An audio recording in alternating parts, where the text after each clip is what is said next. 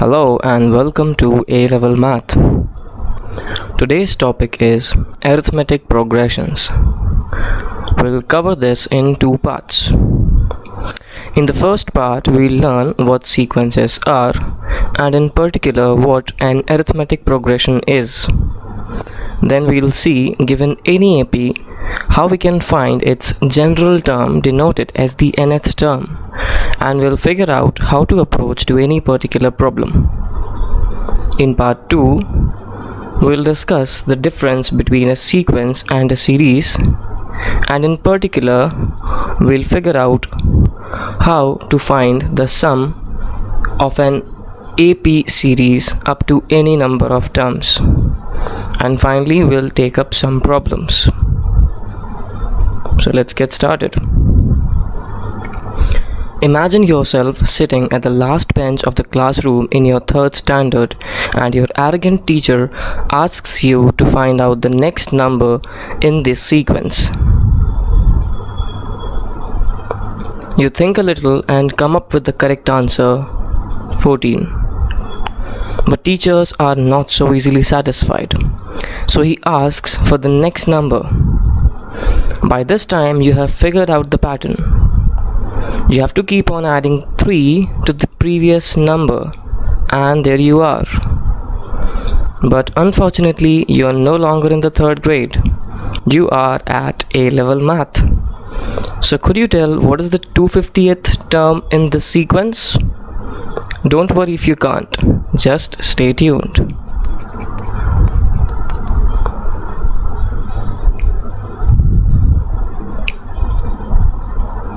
Though never asked in the examinations, let's still quickly go through the definition of a sequence. A succession of numbers arranged in a definite order according to a certain given rule is called a sequence. The point to note here is that a sequence always has a definite pattern. That pattern could be additive or multiplicative or anything else, but that pattern should be exhibited by the sequence throughout its length. Consider the same sequence again. The pattern here was additive. 5 minus 2 is 3. 8 minus 5 is 3. 11 minus 8 is 3, and so on. This 3 is called the common difference of the AP. Put simply, we can say that each term of the sequence can be obtained by adding 3 to its preceding term. Such a sequence is called an arithmetic progression.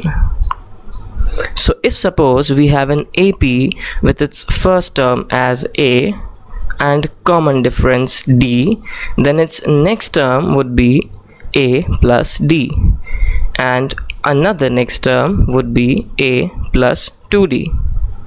We just need to add D to the preceding term to get the next term. Let's observe some patterns here. The first term has 0 D's in it. We can think of A as A plus 0D. The second term has 1D. The third term has 2 D's. That is, we have 1 less D than the rank of the term. So, the 15th term will have 14 D's, and in general, the nth term will have n minus 1 D's in it. So, the nth term somewhere over here can be written as A plus n minus 1 times D. This term is called the general term of the AP and is denoted as Tn. Let's take a question now to understand the idea even better. Show that the progression 7, 12, 17, 22, 27 and so on is an AP. Find its general term and the 14th term. The given sequence is this. We have to show that this is an AP. 12 minus 7 is 5. Also, 17 minus 12 is 5. 22 minus 17 is 5, and so on. So we can conclude that this sequence is indeed an AP, as the difference between any two consecutive terms is constant. For the second part of the question, let us remind ourselves of the formula for the general term of an AP. In our case, it is Tn is equal to 7 plus n minus 1 times 5. Here, A, which is the first term, is 7, and D, which is the common difference, is 5. This, on simplification, gives us the expression for the general term of the given AP. Now the question specifically asks us to find out the 14th term of the AP. So putting 14 in place of n gives us the result. One more quick question. Show that the progression 21, 16, 11, 6, 1 and so on is an AP. Write its first term and the common difference. Which term of this AP is minus 54? I leave it to you as an exercise to show that given sequence is actually an AP. Pause the video and try it yourself. The first term of this AP is 21, and the common difference is 16 minus 21, which is minus 5. We need to find out which term of the AP is minus 54. So let's assume that there is some n for which the nth term of the AP is minus 54. We just need to find out what value of n satisfies this. Pumping in the values of a and d, we get an equation in terms of n, and we solve it to get that n is equal to 16. This means that the 16th term of the sequence is minus 54. If you wish, you can write out the sequence up to 16 terms and see that the result actually holds true. One last question, I promise. If A1, A2 through AN are in AP where each of the AI is greater than 0, then show that the given identity holds.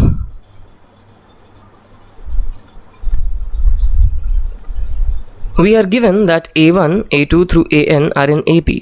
So let us assume that D is the common difference of this AP. This assumption would simplify our calculations, as you will see in a moment. As D is the common difference, so we have A2 minus A1 is equal to D. Also, A3 minus A2 is equal to D, all the way up to AN minus 1 is equal to D. Remember that the difference between any two consecutive terms of an AP is a constant, which is called the common difference, which in our case is D. Let us take up the left hand side now. We multiply the numerator and the denominator of each term with D. Then in place of the first D, we can write A2 minus A1. In place of the second D, we can write A3 minus A2, and continuing in this way, the last term is written as AN minus 1. Now consider A2 minus A1. We can write it out as root A2 the whole squared minus root A1 the whole squared. Finally, we can factorize it using the fact that x square minus y square is equal to x plus y times x minus y. we replace a2 minus a1 with this expression. In a similar manner, we can factorize the second numerator all the way to the last one.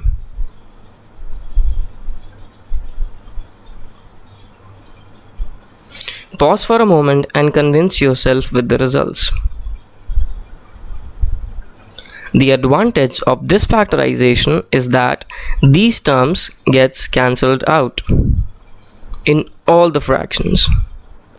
And finally, we are left with a neater and cleaner expression. Now look carefully at this pattern.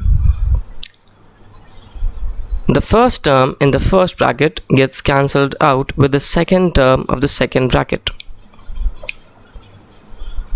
The same thing holds for the next pair as well. The first term of the first bracket gets cancelled out with the second term of the second bracket. And continuing in this fashion till the end, what we are left with is this small cute little expression. But this is not what we need.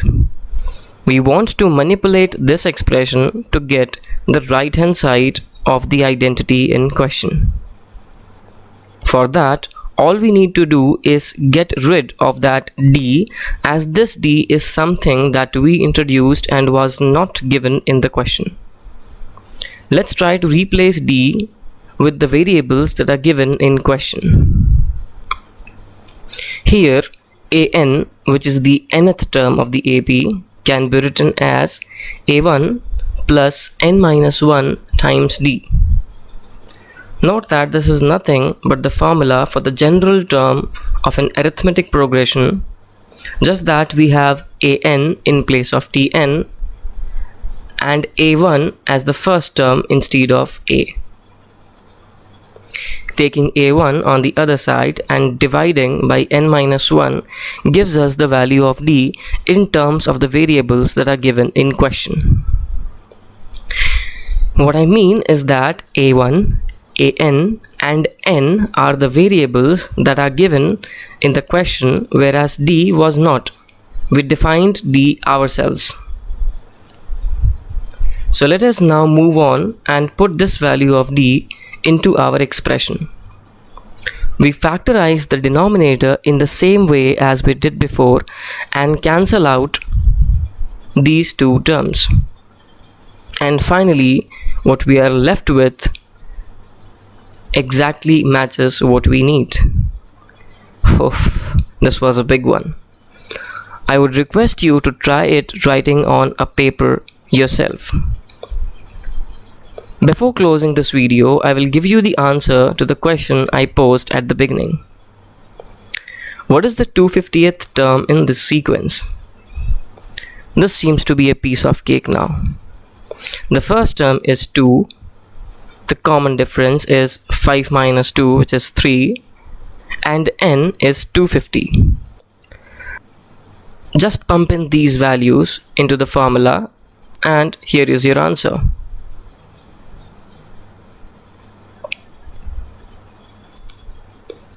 Finally, I'll request you to go through your textbook and start reading from the very first page. Don't jump into the questions straight away. Look into the theoretical aspects first. It will hardly take 15 minutes. Then go through the solved examples. And finally, try out the exercises on your own. Thanks a lot. Study hard. Bye-bye.